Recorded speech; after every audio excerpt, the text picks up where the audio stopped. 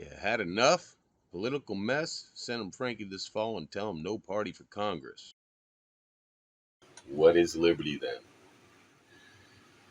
But what I've come to understand, I believe, is that again, it kind of gets explained in the first article of the Constitution, which comes right after this statement.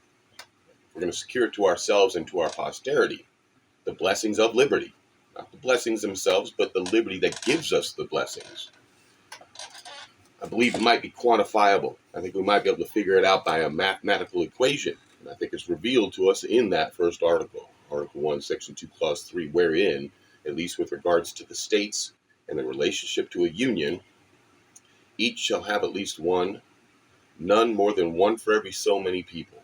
The lowest number that could be applied to each state would be one for every 30,000 persons. Okay, you're talking about liberties?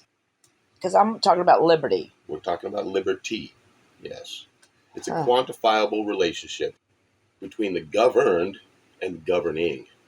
Okay. Those we would empower to speak on behalf of us and decide on behalf of us with regards to taxation, the spending of that taxation, the appropriations, the criminality that we would have them make a crime, define a crime, and then define the punishment for a crime, or repeal a law that would make someone a criminal. And these are the roles of the legislative branch. This is where the power to govern is vested. Half of the Constitution is devoted to the legislative branch of government. And this is important because that relationship between us and the person who would represent us is how we measure whether we're suffering to a tyranny of few, too much power in too few hands, or a confusion of multitudes, too many cooks in a kitchen. So, what is liberty? It's the power of self-determination. It's the power of each generation to be able to define how full of BS the last generation was in their duty to secure this to ourselves, to the next posterity coming.